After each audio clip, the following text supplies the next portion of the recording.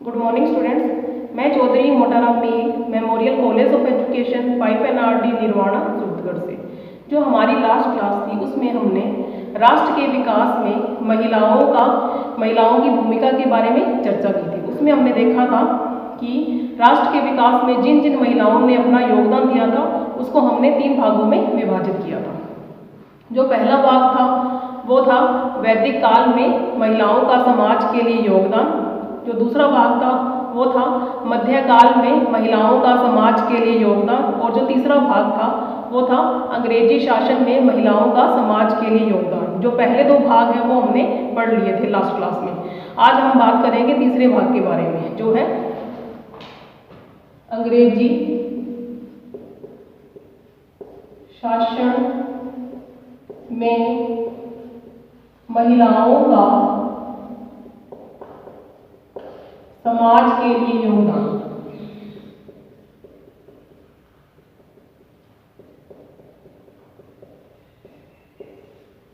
अब इसके अंतर्गत जो पहला नाम आता है वो है पंडित रमाबाई का योगदान। पंडित रमाबाई का योगदान। अब जो पंडित रमाबाई हैं उनके बारे में ये कहा जाता है कि वो एक समाज सुधारक थी। इन्होंने ईश्वर चंद्र विद्यासागर और राजा राम मोहन राय के साथ बहुत ही सराहनीय कार्य किए थे। इन्होंने क्या समाज के समक्ष ये उदाहरण प्रस्तुत किया कि कोई भी जो पुरुष है वो स्त्री की सहायता के बिना कोई भी जो कार्य है उसको सफलतापूर्वक नहीं कर सकता। तो इन्होंने जो पंडित रमाबाई हैं इन्होंने जो बाल विवाह है उस पर रोक लगाई और जो विधवा विवाह है उसको मान्यता दी। बाल विवाह पर तो रोक लगाई और जो विधवा विवाह था विधवा विवाह को मान्यता और जो सती प्रथा है उसके उन्मूलन में भी इन्होंने अपनी महत्वपूर्ण भूमिका का निर्वहन किया था। तो ये तो होगी पंडित रमाबाई के बारे में बात। अब हम आगे बात करते हैं महारानी लक्ष्मीबाई के बारे में।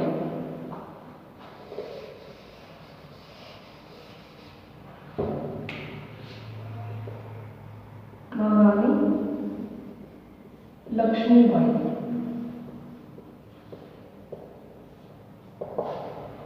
अब जो महारानी लक्ष्मीबाई है उसके बारे में हम सभी जानते हैं कि जो 1857 की जो क्रांति हुई थी उसमें जो ये महारानी लक्ष्मीबाई है उनकी एक अहम भूमिका रही थी। तो कहते हैं कि इन्हें जो महारानी जो लक्ष्मीबाई है उन्हें एक राष्ट्रीय नायिका के रूप में जाना जाता है। राष्ट्रीय नायिका। तो कहते हैं कि इन्होंने अपना जब इनकी शासन व्यवस्था जब इनकी थी तो इन्होंने जो अंग्रेज है उनके छक्के छुड़ा दिए थे। मतलब इतनी शक्ति से इन्होंने उनके विरोध में खड़ी हुई कि इन्होंने जो अंग्रेजी शासन है वो भी सोचने पे विवश हो गए कि कैसे कोई जो महिला है वो इतनी बहादुर हो सकती है। तो इन्होंने जो महारानी लक्ष्मीबाई है उन्होंने ये बात बोली कि अगर आपके स्वाभिमान को अगर जो स्त्री उसके स्वाभिमान को कोई भी ठेस पहुंचाता है तो उसे अपने शस्त्र और प्रतिरोध 2 चीज़ों का यूज करना चाहिए। उसे उसके विरोध में जो शस्त्र है वो उठा लेने चाहिए। तो ये तो हो गया महारानी लक्ष्मीबाई के बारे में बात। आगे हम बात करते हैं शैक्षिक क्षेत्र में स्त्रियों का योगदान। थर्ड पॉइंट है वो है शैक्षिक क्षेत्र में महिलाओं का योगदान।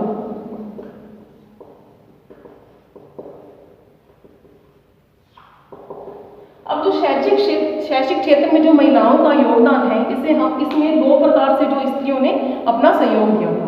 पहले तो उन्होंने क्या किया था, जो स्त्रियां हैं उन्होंने शिक्षा का जो महिला शिक्षा है उसका प्रचार प्रसार किया। शिक्षा का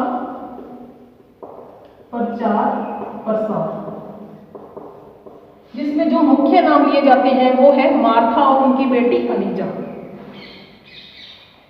मार्था उनकी बेटी है अलीजा।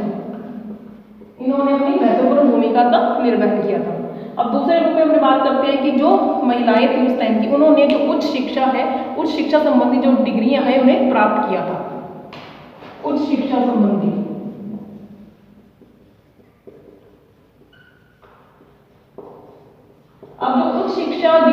जिन्होंने ग्रहण की थी उनके जो नाम है वो है, एक तो है चंद्रमुखी बसु और दूसरी है आनंदी गोपाल जोशी। इन महिलाओं के नाम लिए जाते हैं। तो जो अंग्रेजी, और ये तो हो गया थर्ड पॉइंट के बारे में चर्चा। आगे हम करते हैं, नेक्स्ट जो पॉइंट है वो है स्वतंत्रता आंदोलन में स्त्रियों की भूमिका।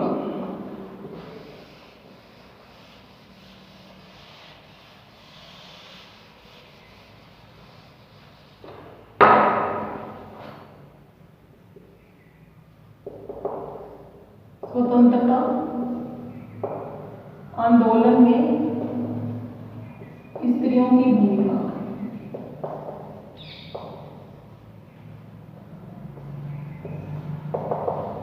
अब कहते हैं कि जब स्वतंत्रता आंदोलन स्टार्ट किया गया तो उसमें भी बहुत सी ऐसी महिलाएं हैं जिन्होंने अपना योगदान दिया। जो सुभाष चंद्र बोस हैं, उन्होंने एक सेना की टुकड़ी तैयार की जिसे उन्होंने रानी लक्ष्मीबाई रेजिमेंट का नाम दिया। रानी लक्ष्मीबाई रेजिमेंट। और जो इसकी जो प्रमुख वो थी, अध्यक्ष थी, वो थी लक्ष्मी सहगल। और बहुत सी महिलाओं का जो नाम है वो लिया जाता है कि जैसे कि राजकुमारी अमृत कौर और जो सरोजनी नायडू है, इनका नाम भी प्रमुख रूप से लिया जाता है। तो ये जो है, तो ये तो हो गया अंग्रेजी शासन में महिलाओं की भूमिका। अब जो ये आपका टॉपिक है राष्ट्र के विकास में महिलाओं की भूमिका, ये पूरा हो चुका है। आगे आज हम नेक्स्ट टॉपिक भी स्टार्ट करेंगे, वो है शिक्षा का मौलिक अधिकार।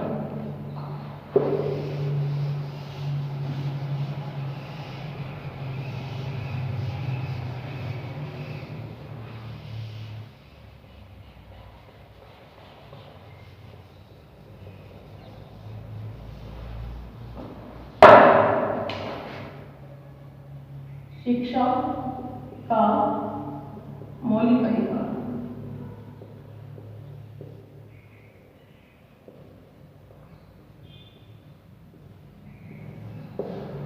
अब जो शिक्षा का मौलिक अधिकार है उसके बारे में हम सभी ने पढ़ रखा है। जो शिक्षा का मौलिक अधिकार है उसके अंतर्गत ये कहा गया है कि जो 6 से 14 वर्ष के जो बालक बालिका है, 6 से 14 वर्ष की जो बालिका है उसे शिक्षा का जो मौलिक अधिकार है वो प्राप्त है। और कहा गया जो हमारा जो संविधान है उसका जो 86वां जो संशोधन है, संविधान का 86वां संशोधन में जो शिक्षा का जो मौलिक अधिकार है उसे प्रभावी बनाया गया। उसमें ये कहा गया है कि जो सरकारी विद्यालय है उसमें जो बच्चे हैं जो 6 से 14 वर्ष की उम्र के हैं उन्हें निःशुल्क जो शिक्षा है वो प्रदान की जाएगी। और जो प्राइवेट स्कूल है या जो निजी विद्यालय है उसमें भी क्या है कि जो 25% ऐसे बालकों को शिक्षा दी जाएगी जो आर्थिक रूप से पिछड़े हुए हैं और जिनकी आयु 6 से 14 वर्ष की है, तो उससे भी किसी भी प्रकार का जो शुल्क है वो नहीं लिया जाएगा। तो ये तो हो गया शिक्षा के अधिकार की इंट्रोडक्शन के बारे में बात। आगे हम बात करते हैं इसकी कानूनी विवेचना के बारे में।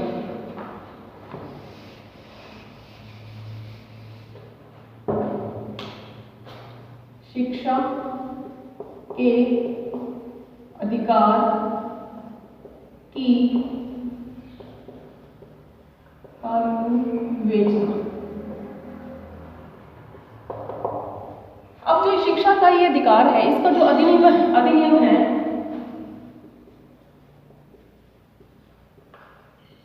वो ये चीज सुनिश्चित करता है कि जो प्रत्येक बालक है उसे उत्तम जो उसकी गुणवत्तापूर्ण जो शिक्षा है वो उसे दी जाए, और इसके लिए उसको शिक्षा का जो मौलिक अधिकार है वो दिया गया है। अब इसमें ये बोला गया है कि जो ये शिक्षा का जो अधिकार है तो इसे प्राप्त करने के लिए जो हमारा राज्य है, सरकार है या विद्यालय है, उन्हें भी पूर्ण रूप से सहयोग देना चाहिए। उन्हें देखना चाहिए कि जो 6 से 14 वर्ष के जो बालक बालिका उन्हें जो प्राथमिक शिक्षा जो उन्हें है वो उन्हें प्राप्त हो रही है या नहीं है, इसके बारे में भी उन्हें देखना चाहिए। अब जो इसमें क्या है कहा गया है कि जब कोई बच्चा जो 6 से 14 वर्ष के बीच में है, अगर वो जो भी इस विद्यालय में जो पढ़ रहा है उससे जिस विद्यालय में वो पढ़ रहा है उस विद्यालय के द्वारा उस बालक से किसी भी प्रकार का जो शुल्क है या फीस है वो नहीं ली जा सकती। तो ये शिक्षा का अधिकार है उसमें जो भी निर्देश दिए गए हैं उसके विधेयक से संबंधित इसके जो विधेयक है उसको 7 अध्यायों और 38 खंडों में विभाजित किया गया है। 7 अध्यायों 68 खंडों में विभाजित किया गया है। तो अब हम स्टार्ट करते हैं इनके अध्यायों के बारे में। जो पहला अध्याय है वो है प्रस्तावना।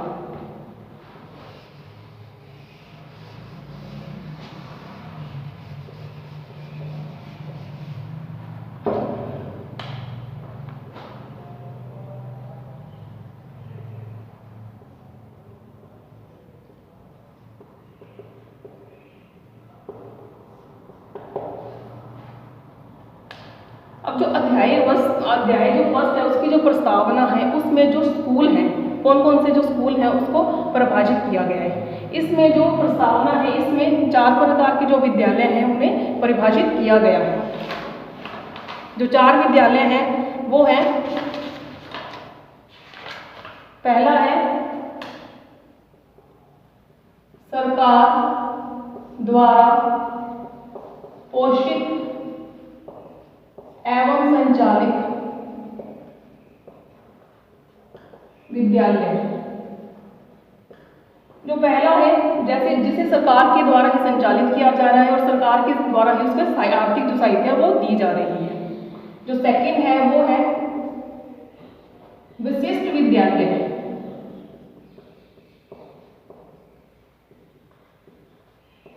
जैसे केंद्रीय विद्यालय, नवोदय विद्यालय,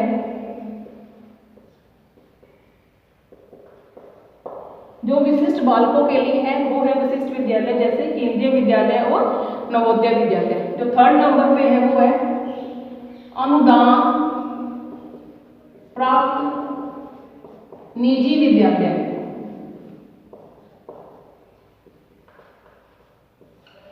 अब है तो प्राइवेट स्कूल परंतु जो आर्थिक सहायता है वो उसको सरकार के द्वारा दी जा रही है। और जो 4th नंबर पे है वो है अनुदान ना पाने वाले विद्यालय। अनुदान ना पाने वाले विद्यालय,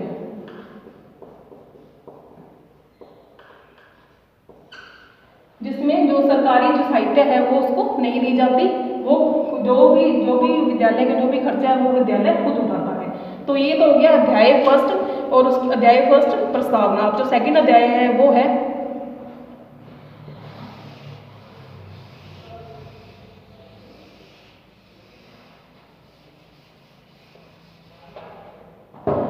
निःशुल्क एवं अनिवार्य शिक्षा का प्रावधान। अध्याय सेकंड निःशुल्क एवं अनिवार्य शिक्षा का प्रावधान। अब जो विधेयक का जो सेकंड अध्याय है उसमें निःशुल्क एवं अनिवार्य शिक्षा का जो प्रावधान है उसको स्पष्ट किया गया है। अब इसमें ये बोला गया है कि जो 6 से 14 वर्ष के जो भी बालक बालिका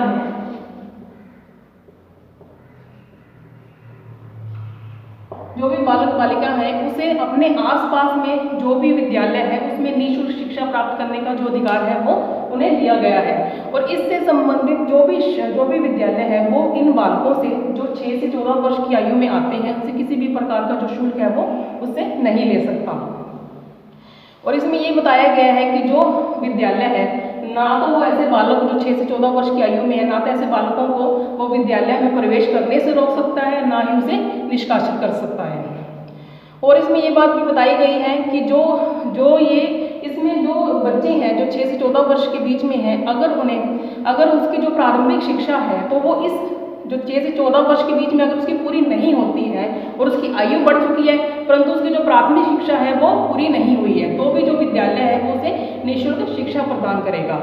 अब इसके अलावा जो ये निःशुल्क एवं अनिवार्य शिक्षा का जो प्रावधान है उसमें ये भी स्थानांतरण की जो सुविधा है वो भी बालक को दी गई है कि जैसे कि कोई बालक है, अगर वो किसी विद्यालय में एडजस्ट नहीं कर पा रहा या फिर उसके जो अभिभावक हैं उनको ये लगता है कि जो ये बच्चा है वो ढंग से नहीं पढ़ पा रहा है, तो क्या करते हैं, तो जो वो बालक है उसको स्थानांतरण की जो सुविधा वो दी गई है, वो एक विद्यालय से दूसरे विद्यालय में जा सकता है और इससे संबंधित कोई भी जो शुल्क है वो उससे नहीं लिया जाएगा।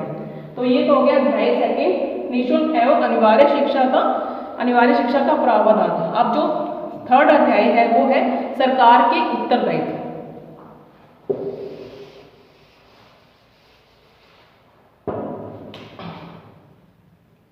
अध्याय तीसरा, सरकार के उत्तरदायित्व।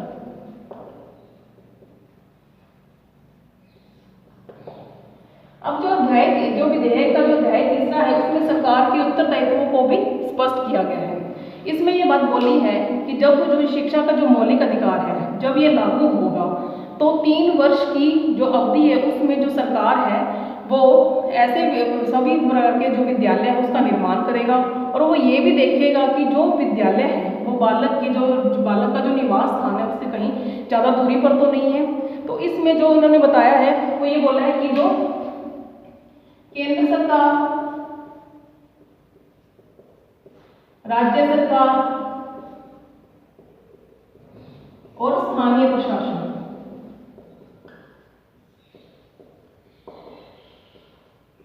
ये सब मिलकर जो भी कार्य है वो करेंगे।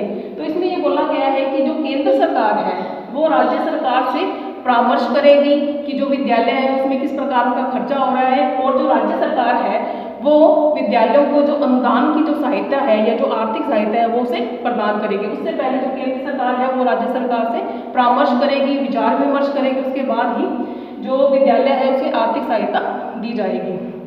और इसमें ये भी बताया गया है कि जो ये राज्य सरकार है और जो स्थानीय प्रशासन है वो क्या करेंगे, जब देखेंगे विद्यालयों में जाकर निरीक्षण करेंगे, देखेंगे कि जो बच्चे हैं 6 से 14 वर्ष की आयु के जो भी बच्चे हैं वो अपनी प्राथमिक जो शिक्षा है वो ग्रहण कर रहे हैं या नहीं कर रहे हैं। अगर वो स्कूल में नहीं आ रहे हैं, अनुपस्थिति उनकी हो रही है, वो उपस्थित नहीं हो रहे हैं स्कूल में, तो उनके पीछे क्या रीज़न है उसको भी जानने का प्रयास जो है वो किया जाएगा।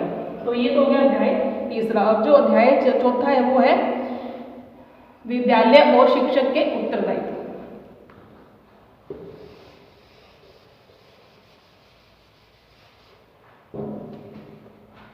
अध्याय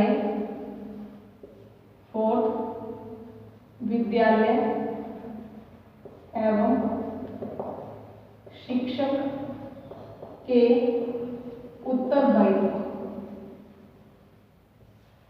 अब जो विधेयक का जो अध्याय 4 है उसमें विद्यालय और शिक्षक के जो उत्तरदायित्व है उनको स्पष्ट किया गया है। अब इसमें ये कहा गया है कि जो विद्यालय है वो किसी भी 6 से 14 वर्ष की जो बालक बालिका है उनसे किसी भी प्रकार का जो शुल्क है वो नहीं लेगा। और साथ में शिक्षक के जो उत्तरदायित्व है वो भी बताए गए हैं कि जो शिक्षक है वो सिर्फ अपने शिक्षण कार्य से संबंधित ही कार्य करेगा, अन्य कोई भी जो कार्य है वो नहीं करेगा। और वो ये देखेगा कि जो बच्चा विद्यालय में आ रहा है उसका जो विकास है वो सही हो रहा है या नहीं हो रहा। अगर वो विद्यालय में नहीं आ रहा तो उसके पीछे क्या कारण है, क्या रीज़न है, वो उसको जानने का प्रयास करेगा। अब विद्यालय के बारे में ये बोला है कि जो विद्यालय है उसमें प्रवेश संबंधी जो भी शुल्क है वो नहीं लिया जाएगा।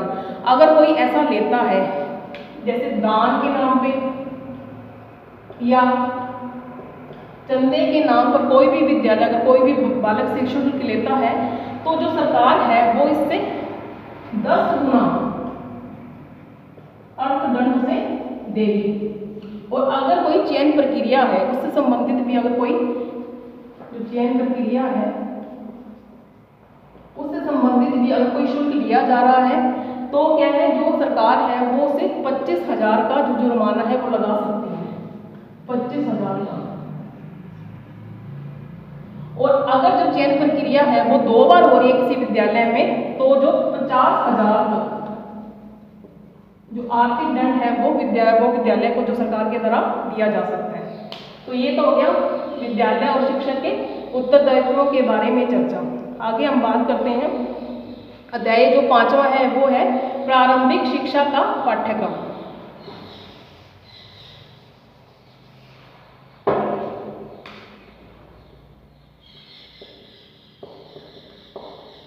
प्रारंभिक शिक्षा का पाठ्यक्रम।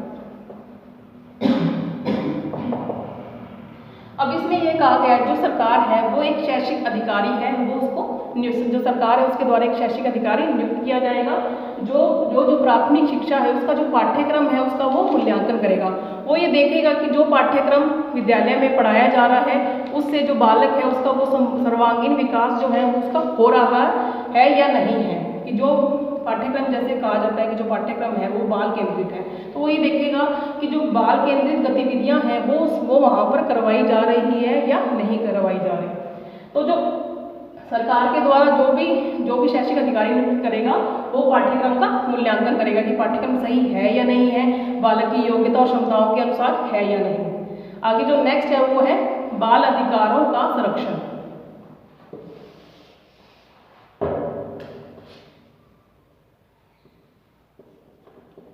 बाल अधिकारों का संरक्षण। अब जो विधेयक का जो अध्याय 6 है उसमें बाल अधिकारों के संरक्षण संबंधी जो दिशा निर्देश हैं वो दिए गए हैं। इसमें ये बताया गया है कि अगर किसी जो बालक है उसके जो अधिकार है उसका अगर हनन हो रहा है तो जो क्षेत्रीय अधिकारी है उसको लिखित जो शिकायत है वो उसे दे सकता है, इसको क्षेत्रीय अधिकारी को।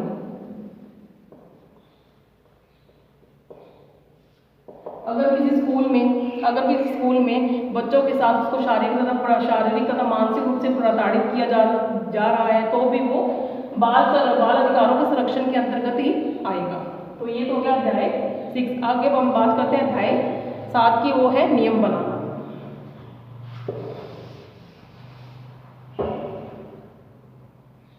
अध्याय 7 नियम बनाना।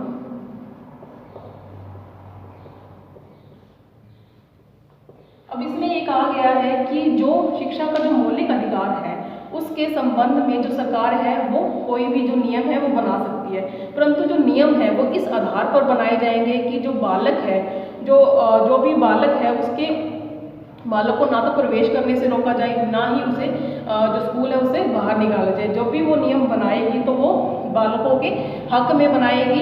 कोई भी जो नियम है वो केंद्र सरकार, राज्य सरकार और स्थानीय जो प्रशासन है वो मिलकर कोई भी नियम बना सकती है, परंतु जो नियम है उसके आधार पर किसी भी जो बालक है उसको विद्यालय से जो बाहर है ना तो उसे प्रवेश से रोका जाएगा ना ही उसे विद्यालय से निष्कासित किया जाएगा। तो ये तो हो गया शिक्षा का मौलिक अधिकार के बारे में चर्चा। ओके स्टूडेंट, आज जैसे कि 1 जनवरी है तो happy new year to all student.